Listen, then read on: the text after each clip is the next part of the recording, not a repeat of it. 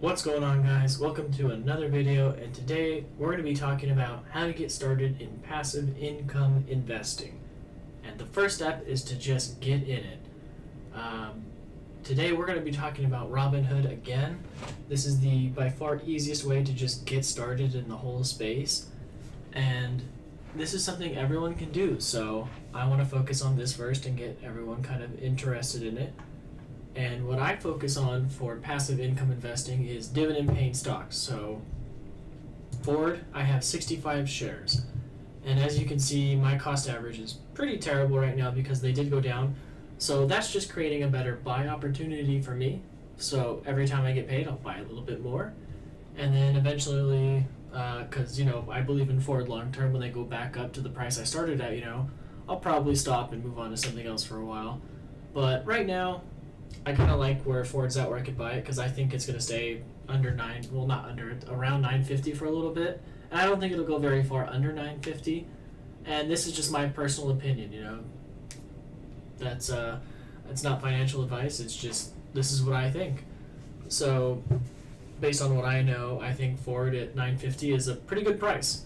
So they're gonna have news and all this stuff on Robinhood, but their analytics here is kind of crap. So I use Yahoo Finance or another website. I like the stories that I can get on other websites better, and you can get better news updates. You can get access to better articles. I'll make another video showing where you can get really good news sources, and it depends on you how and what you want to trade on and what you want to listen to as advice. I definitely wouldn't listen to some random guy on YouTube saying, buy Ford stock. I would do your own due diligence, and if you like it, absolutely buy it. But if you don't, find something else. This is just one of my many holdings, and let's go back. So, if I go to Ford stock, and I just Google this. Google has great analytics. Google has great everything. Dividend yield, 6.2% on cost right now. And that's because they pay 15 cents per quarter, so 60 cents a year, and at 9.55 it equals to 6% a year. In the bank, your money is making 0.01 or like 0.1%, like it's nothing. You don't even keep up with inflation. But here, you're beating inflation by like 2 to 3% at least, because if inflation's like 3 or 4%, which is where it's kind of at. Historically, it's at like 2 to 3%, but I'm very conservative, so I like to assume it's going to be a little bit higher. And I like stocks that pay high dividends, but I also like stocks and ETFs, which we'll get onto in a second, that pay consistently, and over time they go up as well.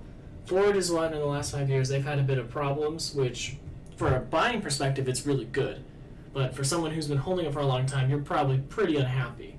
But currently, I think based on an entry point of yield only, Ford stock is really good. 6% is fantastic, and this is a huge company. I mean, where's Ford going? They're not going under anytime soon, are they? I don't think so. And yeah, 6%, and that's, day one, you're going to be making 6% a year. Now imagine 10 years from now when you've been getting those payments every single quarter and you've been reinvesting that religiously. Oh man, you're going to be making so much money yield on cost. So much money. Let's move on to an ETF. Because let's just say one stock isn't doing it for me. I want to invest in a lot of stocks. So SPHD is just an example. I'm not saying this is the best one. I'm not saying, this is right for you. This is just one that I particularly like. They're invested in a lot of different things, and they pay monthly. So they give you a dividend every month. And currently, yield on cost is about 2.97%. Now let's see if, this matches here. On my SPHD, I bet it doesn't. Does it tell me on here? Oh, it tells me on my phone. Where are we at? Dividend yield percent, 4.27%. So these kind of conflict. But if you go to the dividend history, you're going to be able to see they're paying X amount every month.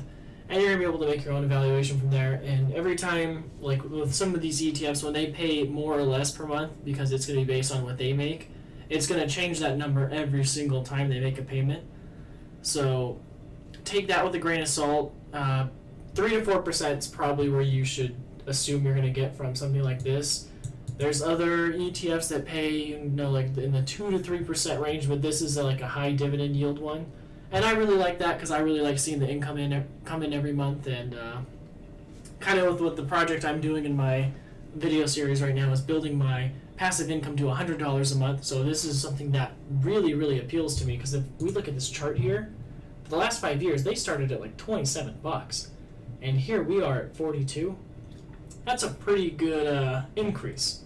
It's not the best out there. Definitely not the best, We're not looking to be the best out there. We're looking to make steady, good, reliable income. And if you wanted to have the number one gains in the entire stock market, I don't know. You have to be the oracle of whoever. You're not going to do that. You, the average person putting your money in the stock market, just getting your feet wet, you're not going to make the number one gains of anyone out there. There's people that they spend 16 hours a day in front of a computer making trades just so they could be super duper rich. What I'm doing is passively making money, and over time, this is going to make you a lot of money, because it's just such a great thing. And passive income, it builds on itself year after year after year. And it's something you don't have to worry about every single day. I don't have to look at the price of anything every day if I don't want to. I mean, I do just for fun, but honestly, if I wanted to walk away for 6 months, I would feel completely and absolutely comfortable, because what I invest in are stocks that are safe. They're stocks that pay monthly or quarterly, and they've been doing well. They have positive cash flows. That's one of the things I look for, is they make a lot of money and they retain a lot of their money. Some of these companies, like this one right here, AT&T, it's going to have a little bit different story if you start looking into their financial reports, but I will make a little video on how you can evaluate like the phone companies, because it's a little bit different than, say, another actual big company that isn't, telecommunications or phones and internet and all that, because these are very different. REITs are very different as well, so I classify those differently as well. But a big company like Ford, that you can look at their profits and losses and how much money they're making or not making, you can really evaluate a company like that. And Ford's one that I like because I really like Ford cars and I like how they sell and how they look in America. And I don't think they're ever going to go away. The Mustang, it's never going away. The F-150, it's never going away. So this is a company I think is going to be around for a very long time, and I think they're very well poised to keep paying out good dividends for years and years to come.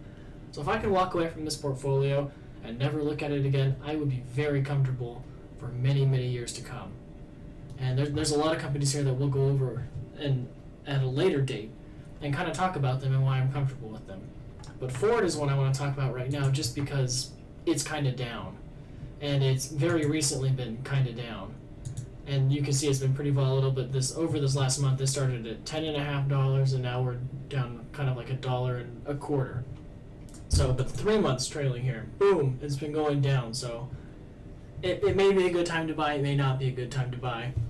That is purely up to you. My average cost is still at $11, so I've been buying it for a while. And I'm going to continue to keep buying it. And that's just something I wanted to share with you. And even though it's a bad trade overall for me right now, in the future, as they keep paying me, it's going to turn into a very good and very beautiful trade. And this is one that I want to kind of show you and update you on later, to where even if you do take big losses up front and it looks really bleak and gloomy, you can still come out very ahead.